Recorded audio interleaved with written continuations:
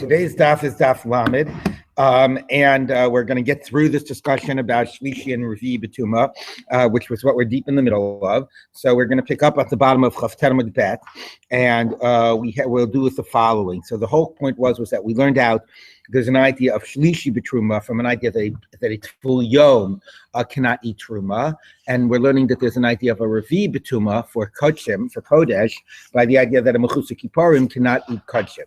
And again, the basic comparison, if we'll try to simplify it, is that if a person with residual tuma is forbidden to eat a particular thing, then something that is actually tameh should make that other thing tameh. So a person who's at full yom residual tuma can't eat truma, but he can eat chulin. So something that itself is chulin and is tameh, a sheni should be able to make truma tameh.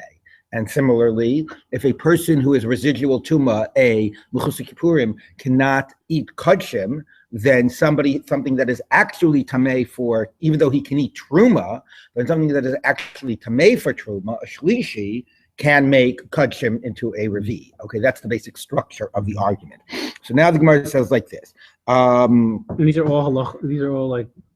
No, they're all learned out, and that's part of the discussion of the Gemara from a Kal V'chomer. It's not a Shava. I'm Rabbi Yochanan. So now Rabbi Yochanan said about 20 lines from the bottom line starts with the word Yochanan. I'm Rabbi Yochanan. Ta'am beRebbi eini yodea. I don't understand this whole drasha of Rabbi Yossi. Why? Mahu. Sharei tshuvaso b'tzido. The response is right there on its side. Ochel habam, that I will show you something that doesn't fit this pattern. What's that? So you wanted to prove from a mechusa kippurim who can eat truma but can't eat kodshim to a shlishi betruma. Let me give you something that doesn't fit that pattern.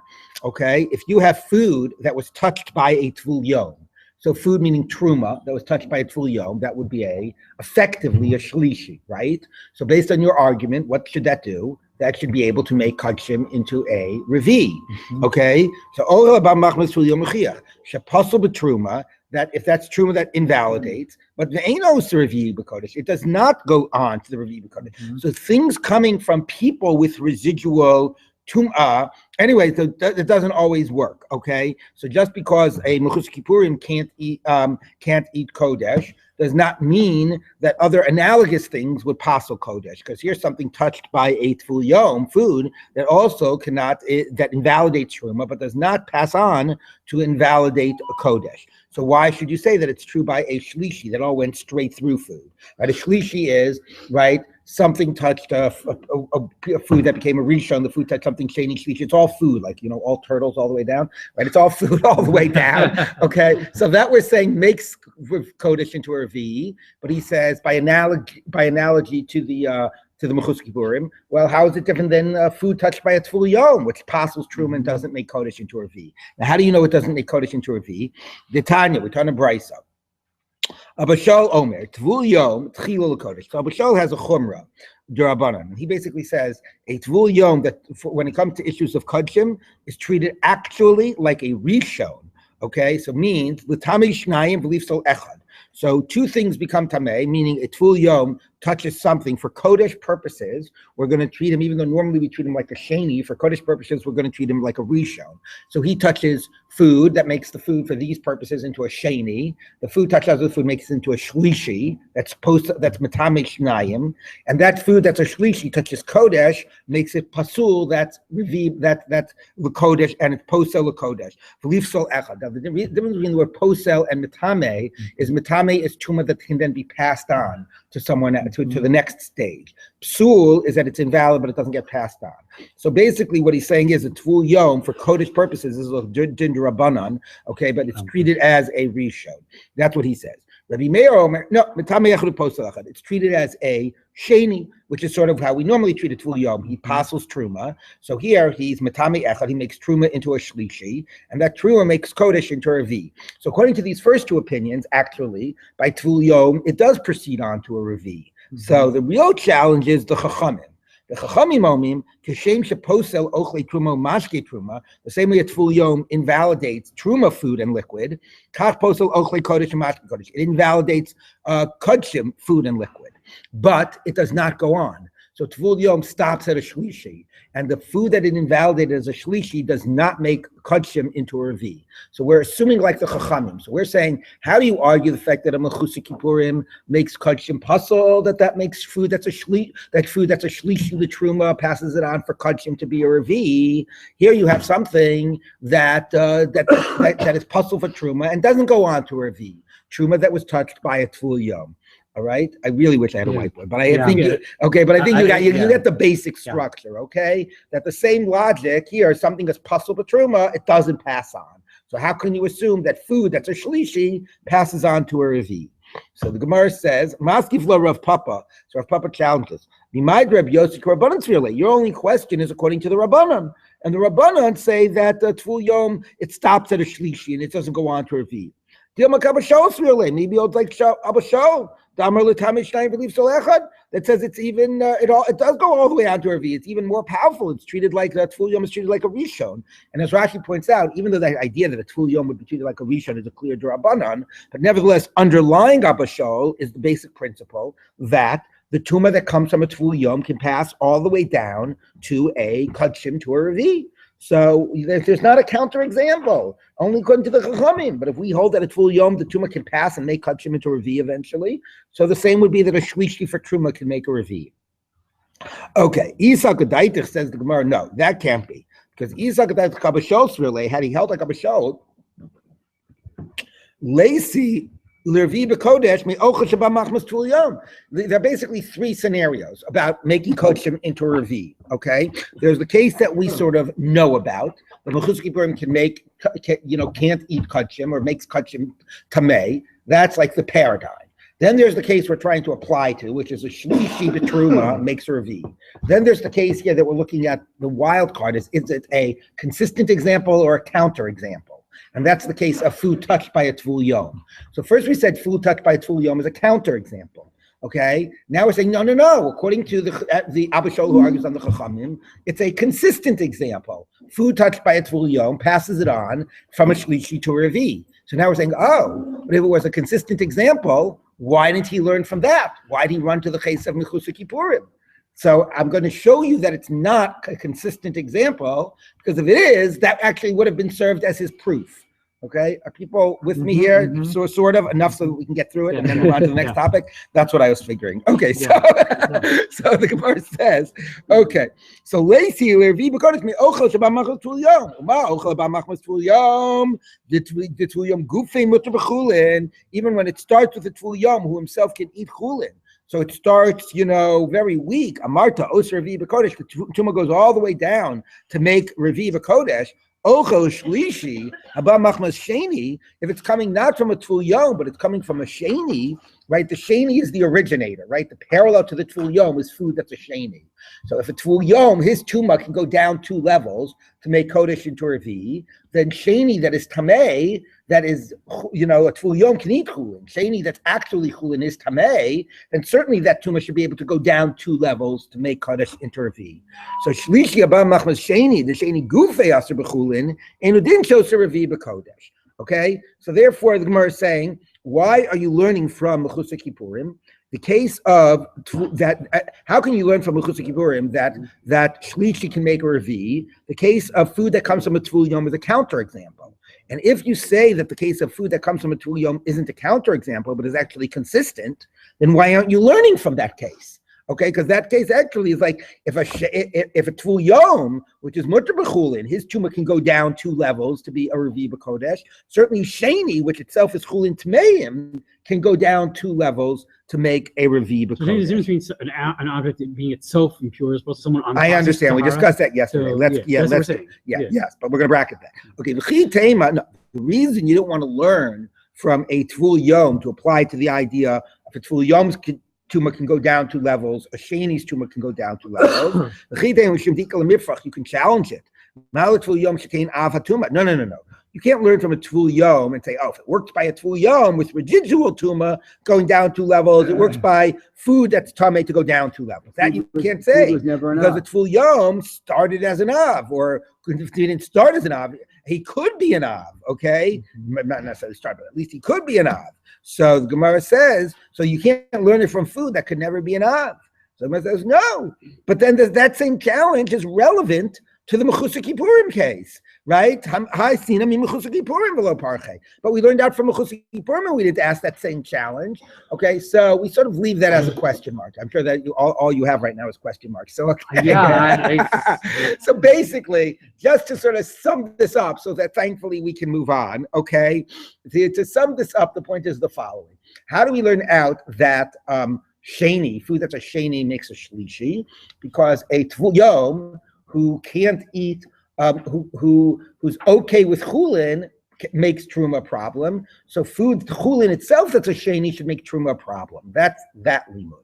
And the analogy for how do we know that truma that's a shlishi makes kachim a revi is because a mechusar kippurim that can eat truma can not eat or kachim, right? So therefore, truma itself that's tamei should certainly be able to be mitame kachim. Okay, I know it's not the exact same, but that's the analogy. If the person who's okay with object X cannot eat or touch object Y, then if object X itself is tamei, then certainly it should be able to pass on the tuma to object Y. That's the analogy. So by tvul yom, we'd say we allow that to get us to truma, and by Mechusar Kippurim, we allow that to get us from truma that's tamei to kachim. And the only thing that the Gemara ended with is saying that there's a counterexample to that, which is food that derives from a tvul yom. The 1 degree down is truma tmeya, but that doesn't go all the way down to kachim. Well, according to Rabbi, right? According to the bottom. So that's the counterexample. The Gemara says no. Maybe we poskin that it does go down to kachim, and it's not a counterexample. So the Gemara says, well, if it's not a counterexample, then it should have been used as the paradigm. Okay, and why are you so therefore it's not fully satisfied. What is the story with that case? Either it's a counterexample, or if it's not a counterexample, then why wasn't used as the basis for the halacha? And then the final point that the Gemara made is that making this limud from person to food is not necessarily, besides that it's not exactly the same case, is not necessarily great, because maybe the person's tumah, although it's residual, maybe to some degree it's weightier because the person could have been an av. And that's a challenge that you could raise to whether you're learning out from Mechusar Kippurim or whether you're learning out from 2 degrees derivation from the case of the tvul yom. That's like a relevant critique that for some reason we did not raise, okay? But that's basically how we learn out the idea of shlishi b'truma and revi b'kodesh, and now we're going to go. That objection could have been raised at the beginning of the entire deliberation. It was, but then the Gemara did like a tzad hashava, like right. That's a very interesting then framing. Right. In other words, it's really the whole thing is framed by that objection. By that thing about persons and objects, and as you pointed out, that's part of the whole point about Sotah, is that a person being tamei and then the learning out of objects being tamei. Okay, let's go on. We have all this, though. I have one question. What happened to the turtle? Yeah, exactly. So now we have one last discussion about this sheni and shlishi stuff, which is a little bit easier, and then thankfully we move on. So let's take a look. So the Gemara says like this: Amar Ravasi. No, we move on today. Amar Ravasi, Amar Rav. Ravasi said in the name of Rav. Amilei Amar Rabbi ben Asi Amar Rav. Or Rabbi the son of Asi said in the name of Rav. Reb Meir, Reb Yossi, Reb Yoshua, Reb Eliezer, Reb Lozer, Reb Eliezer. All these Tanaim, they all hold the Ein Sheni Oser Shlishi B'chulin. That shlishi only goes up through truma. Not a truma can become a shlishi, not truma. Now that is yes. Well, first of all the limudim we did today and yesterday were about truma. You'll remember, right? A tvul yom can't eat truma. So that shows us that a sheni could make truma into a shlishi. It was all about truma. However, Rashi on the Mishnah pointed out, although I don't think the Gemara made it clear, that because Rabbi Akiva learns out that sheni is also shlishi from the pasuk of kol asher yipol mehem el tocho yitma l'tamei acherim. So the loaf of bread that falls in the klicheres is tamei to make other things tamei, to make other things into a shlishi. That it sounds like Rabbi Akiva is saying, based on that pasuk, that a sheni is also shlishi even by chulin. But until now, the limud has only been by truma, and now the Gemara is reinforcing that and saying, I'm going to give you a whole list of tanayim that the whole idea of shlishi is limited to a case of truma. Okay, so now we're going to go through them. Rabbi Meir did not. Rabbi Meir, because we taught in the Mishnah, kol ha'ta'un bi'at mayim midivei sofrim, anything that has to go into the mikvah midrabanan. What has to go in the mikvah midrabanan? The best example about that, or coming into water midrabanan, is your hands. Your hands are considered. The reason you wash your hands before you eat bread is because they would wash their hands before they ate truma. Because hands midrabanan, because you don't know what they're touching or whatever.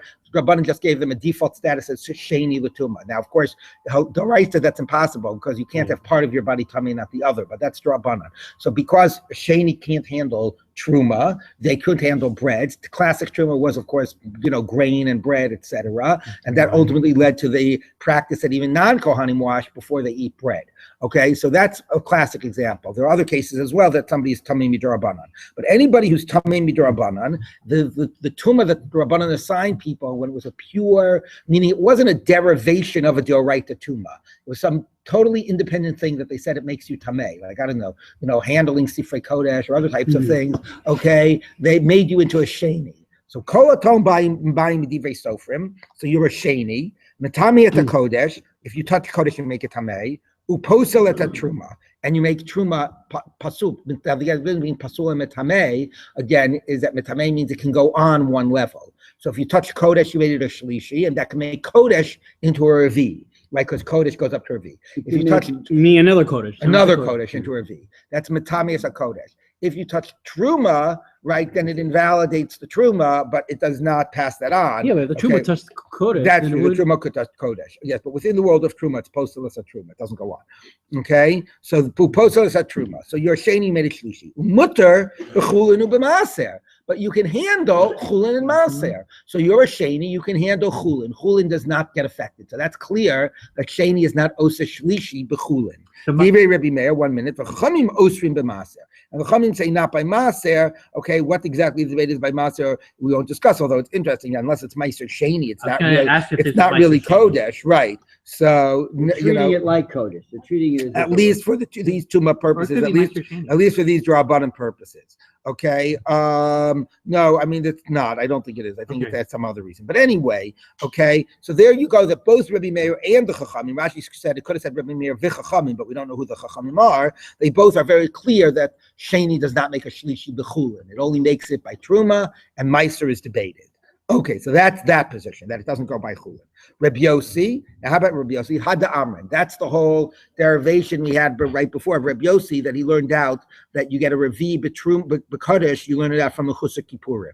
Now, how did that tell you that he doesn't hold that there's a shlishi b'chulin? Because of what he didn't say. The im isa, if he held there's an idea of a shlishi b'chulin, leisi l'revi b'truma v'chamishi b'kodesh. Then if chulin itself could have gone up to a shlishi, then truma should have been able to go up to a revi, and kodesh should have been able to go up to a chamishi. Okay, because the whole way we sort of learned it out was, just to remind you, we learned it out that if a tvul yom makes truma tamei, and a tvul yom is mutter b'chulin, so something that is chulin tamei should certainly be able to make truma tamei. Okay, that was the limud. Now, what is the lowest level of chulin that could be tamei? We've been assuming sheni, so therefore that can make truma to a shlishi. But if chulin could be a shlishi, then it should have been, so tvul yom who's mutter b'chulin can make truma tamei. So chulin tamei as a shlishi should be able to make truma tamei as a revi, and then you should have been able to take it one further level for kodesh. So since we didn't do that, clearly he holds that chulin is only a sheni, and it's only truma that gets to be a shlishi. The more kodesh an object is, the more susceptible it is to truma, and the more it can attract even weaker and weaker forms of truma. There you go. It's vulnerable. It's like Yitzhahara, right? Yeah, that's what I was going to say. Or tzadikim hakadosh baruch hu medaktik kalem kechud asara, or they're more susceptible. Or that's why they had to with the whole Yehuda and Tamar story, you had to distract the Sotah, because he's always trying to interfere with. Anyway, moving on. Okay, so we can do a lot of midrash and kabbalistic stuff on that point. But yes, it's a very legitimate point. The more kodesh it is, the more it attracts forces of kochot atuma. Okay, anyway, so or the more even the very residual kochot atuma are able to adhere to it. Right. Okay, that is our Kabbalah for the day. Moving on, Rabbi Eliezer Omer. Okay. No one will believe it. The Im Isa, what? No one will believe it. No one will believe it. this guy goes into his friend, who's this very esteemed scientist, and he sees up on his wall, he's got the what's it, the Chamsin? Yeah, Chamsin is heat wave. Chamsa. So he says to him, he says, I don't understand, like, a super rationalist like you. I mean, you think this stuff is Narishkeit. What do you do with it up on your wall? He says, yeah, I know it's Narishkeit, but I heard, even if you don't believe it, it sometimes works. All right. Anyways, the Gemara says like this. Okay, so Rabbi Yossi had the Amrin. Very smarty. We needed a break there. Rabbi Yoshua did not. Rabbi Eliezer Omer. Ochel Rishon. Rishon. If somebody eats food that's a Rishon, you become a Rishon. Sheni. If you eat food, you are what you eat. If you eat Sheni, you become a Sheni. Shlishi. Now, Tosfos says one of the reasons for this is, I mean, there's a whole long Tosfos that he figures out what this is about. He says there was actually two levels of a Gzeirah. One Gzeirah is if you eat it. The first level of the Gzeirah is if you eat something, then, like if you, let's say, eat food that's a Sheni, you can't drink Truma or eat Truma. Why? Because it'll look to people like people say, I don't understand. That Truma is going down your throat and it's going into your stomach, which has that Sheni, and it's being Matami in your stomach. So therefore, I'm telling you, therefore, the initial Gzeirah was if you eat something, let's say a sheni, you can't then eat. But shouldn't eat matzah because it become chametz in my stomach? What can I tell you? That was an assumption about how people would perceive it. The next level was not just that you can't. That's what this big Tosfos is about. You should be happy that we have a big Tosfos. I'm summarizing for you 10 seconds, and therefore the daf is shorter. So the next point that the Tosfos makes, so is the second level of the Gzeirah, was that after you eat it, then actually you are treated like that level, even if you just touch something. And the reason is, okay, I'm not exactly sure. So anyway, if you eat Rishon, you're a Rishon, a Sheni, you're a Sheni, a Shlishi, you're a Shlishi. Okay. Rabbi Yoshua Omer, ha'ochel ocha Rishon v'ocha Sheni. No. They never made a guy into a Rishon by eating food that's tamei. To be a Rishon, you got to touch an afatuma. So Sheni is our first level of tuma for tuma d'Rabbanan. So if you ate a Rishon or a Sheni, you become a Sheni. Shlishi, if you ate Shlishi, then you become Sheni b'kodesh, v'ein Sheni b'truma. Then you become a Sheni for purposes of touching Kodesh. So if you would touch Kodesh, you'd make it into a Shlishi, and then that would make other Kodesh into a V, but it would not be treated as a Sheni for touching Truma. So now what type of stuff did you eat when you ate a shlishi? What food did you eat that was a shlishi? So it says, "B'chulin shenasu al taras hatruma." If you ate chulin that was treated as truma, that could be a shlishi. So here's another halacha. The same way truma could be a shlishi. If somebody is a kohen and has a lot of truma in their house, and they're going to be very makpid, and they're going to say, we're not going to start having different standards for when we eat truma and when we eat non-truma. There's always truma around. It's sort of like a week before Pesach in my house, you can't have any chametz in the house. Starting a week before Pesach, whatever. We're not treating truma and non-truma differently. Everybody, like dairy equipment. Everybody treats everything as truma. Okay, so your practice is to treat chulin as if it's truma and to eat it with the same degree of care. So that's chulin shenasu al taras hatruma. So the halacha is sort of like before we said you are what you eat. So this is also like a self-fulfilling prophecy. If you treat your chulin like truma, then halachically, d'Rabbanan, we let it get the same level of tuma as truma. So if you have a sheni that touches normal chulin, nothing. But if you have a sheni that touches chulin that you treat as truma, that becomes a shlishi. Okay. Listen, I really feel like this is a stupid question, but yes. Do they have like different kalim for truma and chulin? They might have, depending on if they have guests or other types of things. They really did. No kidding. I never thought about it like that. Like, don't use that bowl. That's a truma bowl. Yeah. You can't especially if you have non-kohanim guests. Yeah, par. But did they have issues of blia and flita? Yeah, they sure. Whoa, the whole kashrut for truma. Yeah, apparently. Yep. All right. Okay, so truma equipment. TE, truma equipment. That's what I'm saying. Then you need cooling with truma for both meat and Pesach too. Yeah. Well, no, because meat and dairy would not be truma. Truma would only be para, grain stuff. So, Anyway. I mean, I guess if you mixed it up in the other stuff. You used a turquoise plate. All right, moving up. All right, chulin shenasu al taras truma. So that's the type of stuff that can be a shlishi, that if you eat it would make you a sheni for Kodesh. Anyway, the point being that what can become a shlishi? truma, or chulin that was treated as truma, as altaras truma. So the Gemara says altaras truma in only if it was treated altaras truma does it become a shlishi. Altaras hakodesh lo, not if it was treated altaras hakodesh. Now Rashi's here says it should be. Rashi's here says chulin lo, which is the simpler point. Rashi's point is also it's like if you try to treat chulin as kodesh, that's too absurd, so it's meaningless. So it's like just standard chulin. Either way, alma kasavar ein sheni yoseh shlishi b'chulin. The only way chulin becomes a shlishi is if it's more treated as truma. Standard chulin does not become a shlishi. So that is Rabbi Yoshua. Now Rabbi Elazar, Titania, we turn to Brisa. Rabbi Elazar Omer, Shloshtan Shavim. The following three things are all the same. Harishon shebekodesh, v'shebechulin, v'shebetruma. If you have something, whether it's kodesh, chulin, or truma, and it's a rishon, metame shnaim, it goes down 2 levels, sheni shlishi, uposo echad, and then gets down to a 4th level, bekodesh. So it goes all the way to Revi B'Kodesh, and then it stops. That's why the word is post out, because it stops at Revi. Mitame echad uposo echad b'truma. If you're in a truma world, it goes down 2 levels. It makes a sheni and then a shlishi, and then it stops. Uposo echad b'chulin. And if you're in a chulin world, it only goes down to a sheni, and then it stops. Okay, so it's a very nice way of saying it, that basically, that by chulin, it ends at a sheni. Truma ends at a shlishi, and kodesh ends at a Revi. That's Rabbi Lezer. Rabbi Eliezer did not. Rabbi Eliezer Omer, Chala nitelas mina tahora ala tme'ah. Chala can be taken. Now, what happens if you have chala tme'ah, right? Then when the dough is tameh. When you're mafresh the chala is like truma, it becomes truma tme'ah. The kohen can't eat it. He can only burn it, use it as fuel. So obviously it's not good to have for the kohen to have it be tameh. So you're supposed to be careful about that. Now, if you accidentally got your dough tameh, you can go ahead and be mafresh chala tme'ah on your tameh dough. But Rabbi Eliezer says that no, basically what we're going to do is we're going to fine you, and we're going to say that even if, I'm just double check Rashi.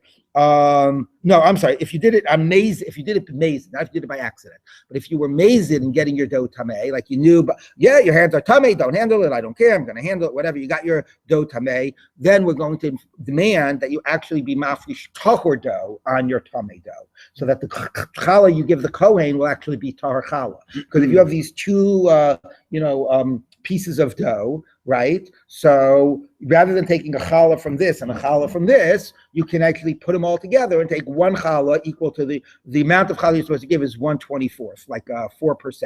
Okay, so you can take that. You would take that. So if you have 2 loaves of bread, just take and this is like 10 units, and this is 10 units. You would take. What did I say? 4%. This is 100 units, and this is 100 units. So you would take like 8 units from the tahor to go on both the tahor and the tameh. That's what you would do if you were irresponsible and got one of the doughs tameh. So that's all great, except that there's a problem. The problem is that when you take challah, the loaves should all be connected. The dough should all be connected. Mm-hmm. Now, if you try to touch this tameh dough to the tahor dough, you got to look at the problem, which is you're going to make it tameh. Okay, so how can we demand that you take the quantity of tahor dough on both doughs and have the doughs connected? Being on the same table surface is not the same. Not at least lechatchila. Okay, lechatchila it should be somehow touching. I mean, there's questions, but there's other types of things in the same basket. But now we're assuming that they should be touching. So what we're going to do is we're going to take some tahor dough. Okay, take a little dough from this. I always use my cup and then I make spill it. I'm going to take a little. There's my piece of dough. I'm going to take a little bit of dough, from this big loaf here. And what I'm going to do is this dough is going to be a small amount. It's going to be less than a kibetza. Now, the power of being less than a kibetza is that less than a kibetza, even though it will become tameh, it won't pass the tuma on.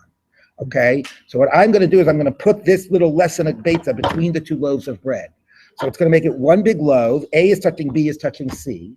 But the A tameh touching B, the less than the kibetza, won't be able to pass the tuma on to C. So it's all one big thing, and everything is connected. And now I'm going to take the challah from the tahor dough. Okay, good question. All right. Okay, so Kate said, okay, challah tells me the Torah tme'ah. Kate said, what do you do? Shtei isot, achat Torah v'achat tme'ah. One is Torah, one is tameh. So you're going to take the quantity of the challah from the bread that is not a challah taken. Once you have challah taken from dough, you cannot take it again. So both doughs have to have challah that has not been taken from them. And this viv really should have been beforehand. You are noting pachos mikabetza be'emsa, less than a kabetza of dough between the two loaves of the quantities of dough. Kidei lito mina mukaf, that it should all be considered like connected.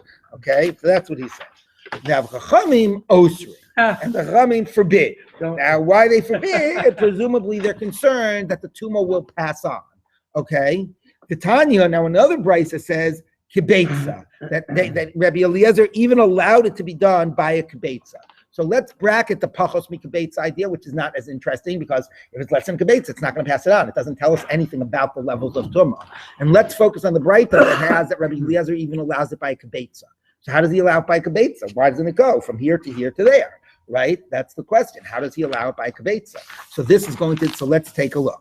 Savrua, we assumed Aidi v'Aidi be'isa rishona, that the tamei loaf is a rishon.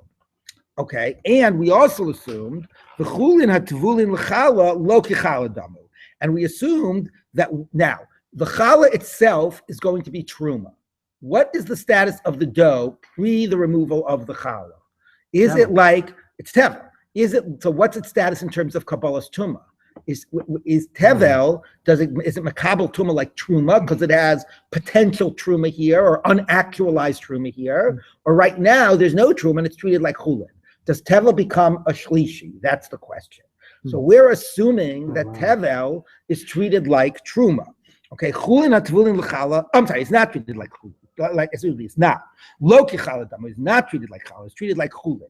So now this loaf is a rishon. If it has a kibetza of bread, the kibetza of dough in the middle becomes a sheni, and that sheni doesn't pass it on to the other quantity of dough because it can't make it into a shlishi. So you see that he says that a chulin does not become a shlishi. And the reason the chachamim would argue would be presumably because the chachamim would say that chulin does become a shlishi. Okay, you got it? So you got big dough 1, kibetza in the middle, big dough 2. So it's rishon, sheni, shlishi. And if everything is treated like a chulin, he says you don't have to worry about that because chulin doesn't become a shlishi. Or at least table can become it. No, it does, but he does not. Rabbi says you don't have to worry about it. You could use a kibetza in between. The chachamim say you can't. So the question is, what's the chachamim's logic? Okay, so my love, this must be what they debate. The Mar Savar ain't sheni osa shlishi b'chulin, that the sheni does not make a shlishi b'chulin. So that's what Rebbe Lezer holds. The third loaf is safe. Okay. Mar Savar, the Chachamim hold sheni osa shlishi b'chulin. No, it's not safe. It goes on to a shlishi. But at least Rebbe Lezer holds that chulin doesn't become a shlishi. So now the point is, you know what? Maybe the Chachamim agree with that. Heck, we already listed so many Tanaim that hold there's no shlishi by chulin. I'll say even the Chachamim agree with it. So what's their problem? Why are they concerned here with having the beitza of bread in between? What Charlie said, because it's not so pashut that we treat this as chulin. It's chulin that has unactualized challah in it. Mar savar kechallah dama. The Chachamim say it's like challah, it's like truma. So it does become a shlishi. So you can't do this trick of having like 3 loaves of bread here. Umar savar lo kechallah dama. No, it's like chulin. So everybody agrees it's rishon, sheni, shlishi. And the question, does the third one become a shlishi? Depends on whether we treat it as chulin or as truma. The Ibai same one, if you want, I could say the chulin hatvulin l'challah lo kechallah dama. Number 1, everybody says it's like chulin. Number 2, the ain't sheni osa shlishi b'chulin. Everybody agrees it can't become a shlishi. So if everybody agrees it's chulin and it can't become a shlishi, why do the chachamim have a hard time about doing this thing, about putting this kibetza of dough between them?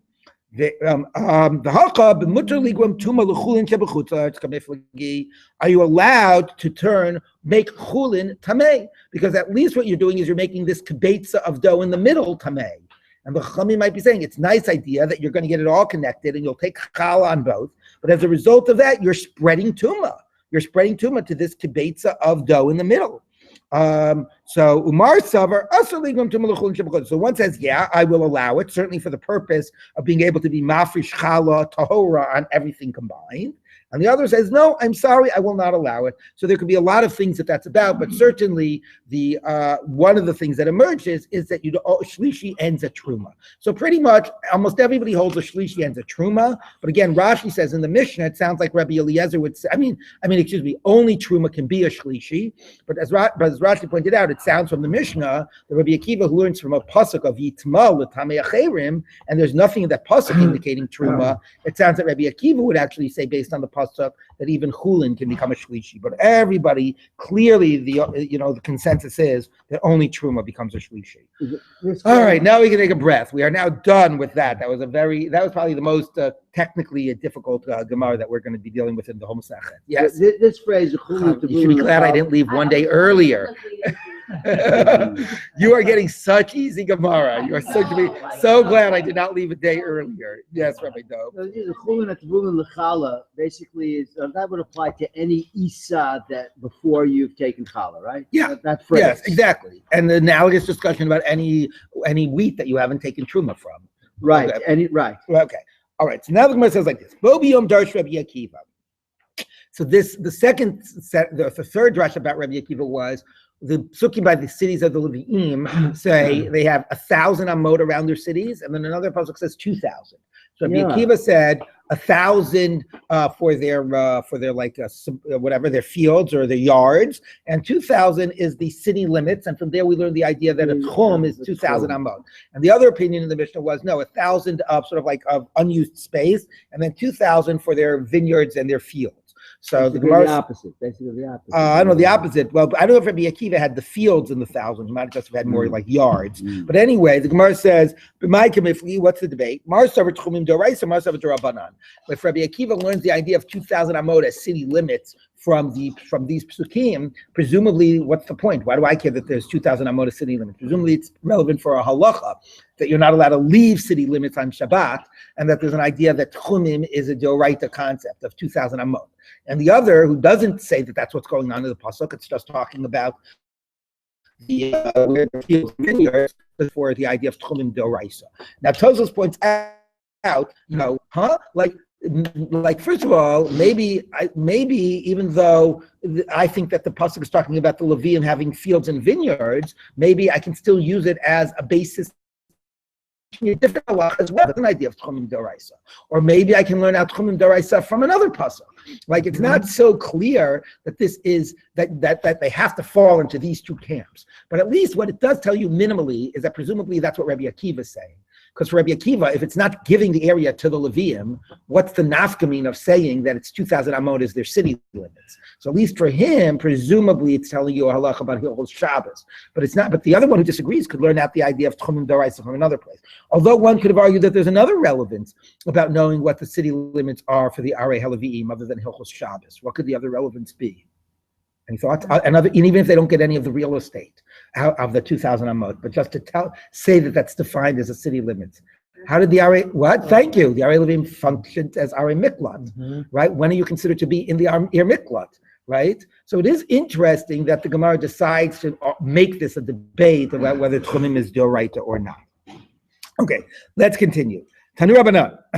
Bo biyom dorish Rabbi Akiva. Now we have the fun drasha, which was about the Az Yashir Moshe, right? That Rabbi Akiva said it was like reading. It's like somebody who read the Hallel, because what was the Leimur? What does it mean? He said to say. It sounded like it was responsive. So he said that he said it and they responded. And what's his name responded back?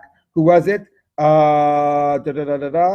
So it says Kikorin et Hallel, and Reb Nechemia says Kikorin et Hashema, the low Kikorin et Hallel. So let's see what that's about.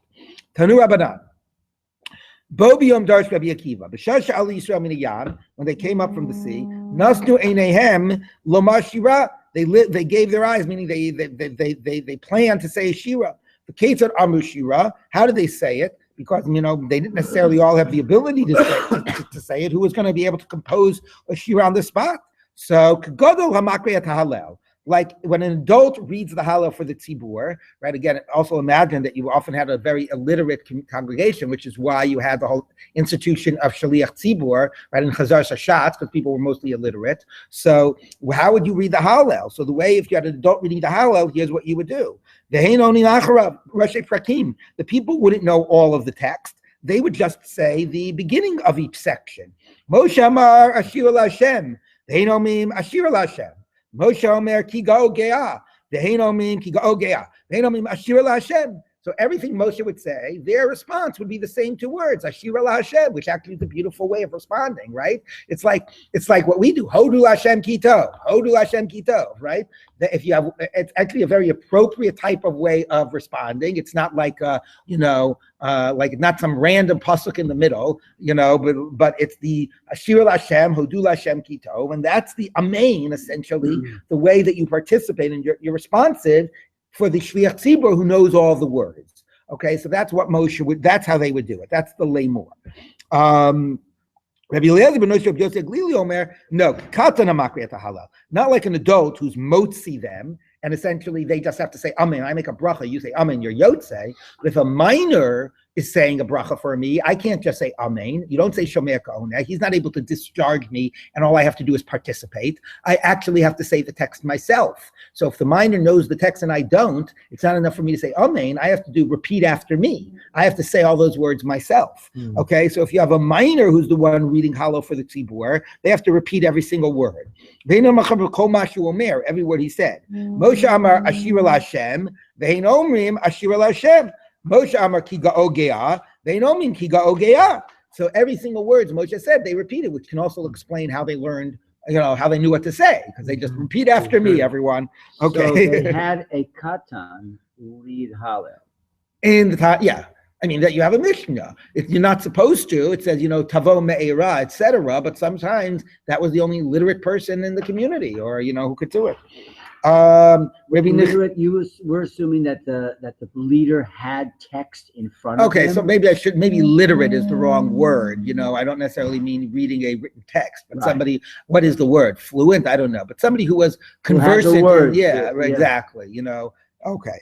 Aren't you supposed to read Mikra from text rather than memorize it? Yeah, not in a tefillah context. I think you don't have to say Hallel, Makrei et Hallel. Yeah. You have to have Kriyat Shema. Like Kriyat Shema. Yeah. Did they? Yeah, I learned it from Rabbi Berman. Rabbi Berman years ago in Shir said shot of Kriyat Shema was they opened the Sefer Torah and they read the Kriya. Really? Yeah, that's what he said.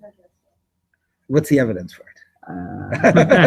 Okay. 30 years ago. Okay, fine. All right. So it's Halacha Moshe Messina. You have a Masorah, 30 years already. I'm still thinking about the turtle. Okay, fine. Anyway, okay.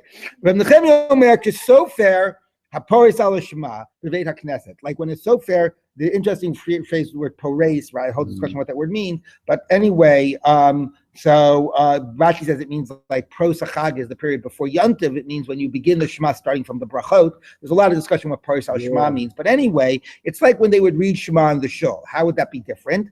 So shehu potech tchila ve'hein onim acharav. So actually, it would not be responsive. It wouldn't even be responsive word for word. If somebody would start, it's sort of like we daven. Yeah. The guy says Shema, and then all of a sudden everybody knows what to say.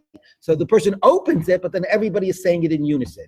So is it that they do a responsive of a single text, of a single responsive reading? Do they respond word for word, or do they all sort of say it in unison? Okay. So b'mai kamiflagi, what do they debate about? Rabbi Akiva Savar Lemor Amilsa Kamaisa. So Lemor means that you respond based on the opening words. So they are constantly going to respond, right? But it's a what is that? Shirzos Vayomru Lemor Ashira LaHashem Ki Ga'o Ge'ah. So Rabbi Akiva says that's the Lemor Ashira LaHashem. Just those two words. That's what they responded on those first words. Amilsa Kamaisa. Where are we? No, Lemor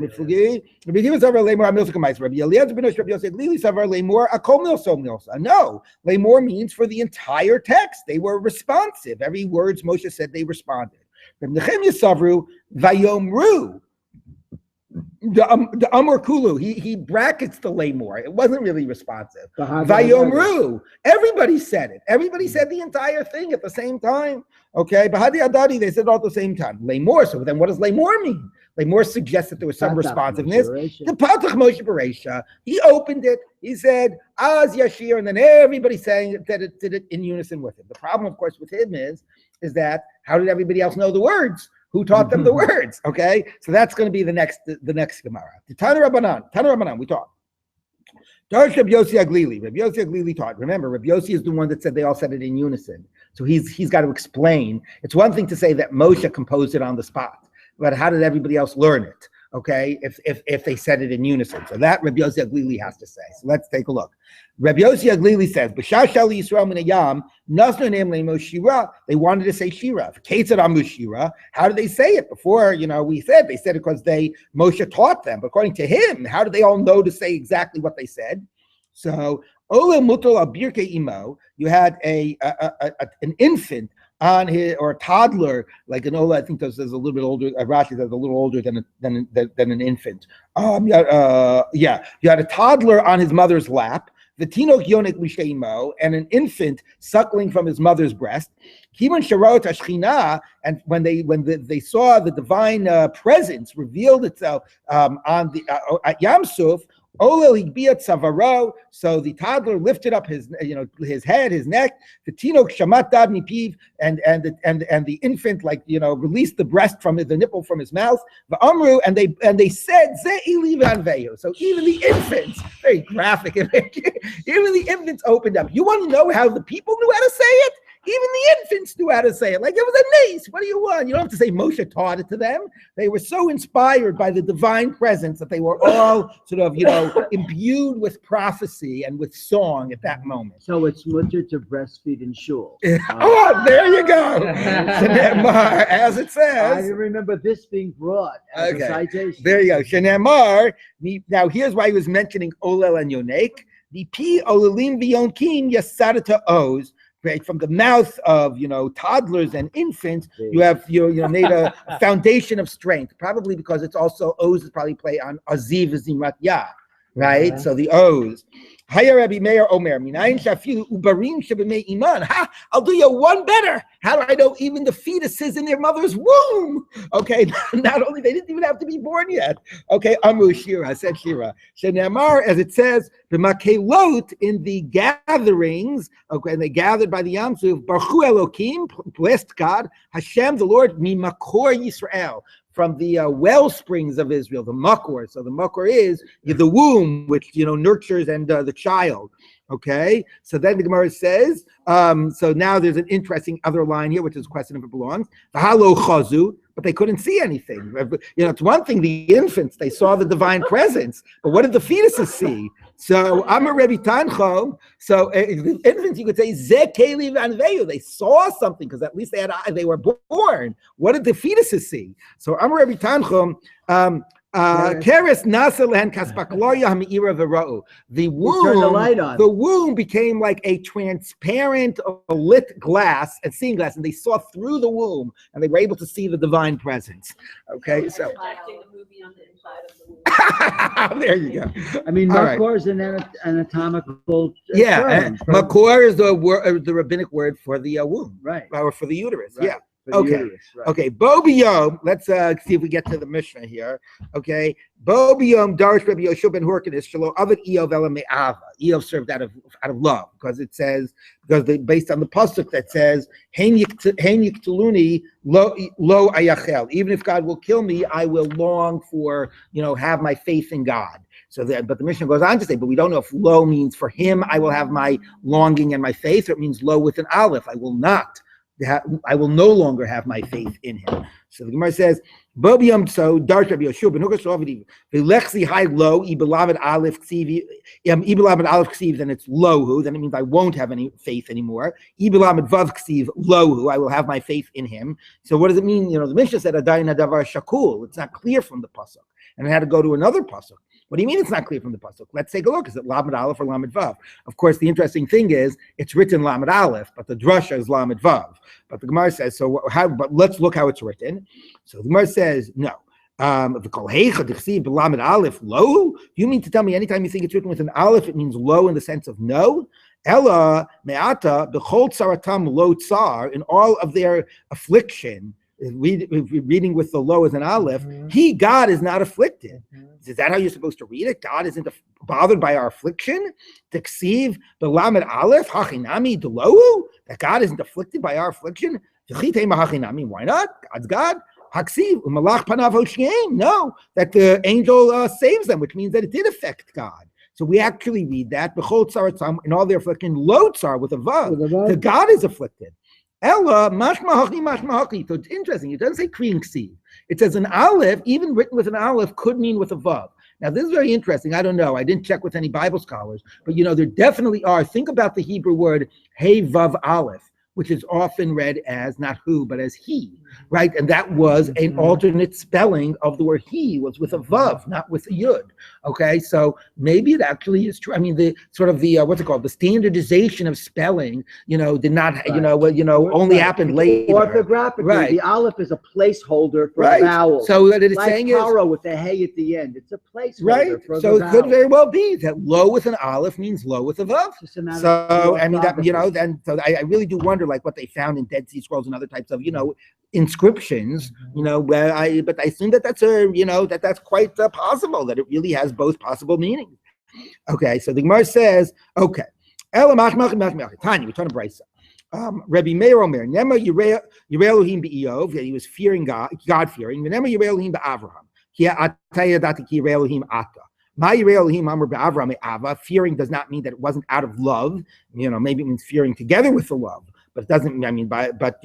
After Elohim Amar be'Iyov, it doesn't mean only out of fear, but it means me'ava, out of love. Obviously, it's a bigger point by Iyov because Iyov was so afflicted and beset, obviously by suffering, that to say it still came out of a place of love, is a very powerful statement. The Avram Gufei Midol, and how do you know Avram did it out of love?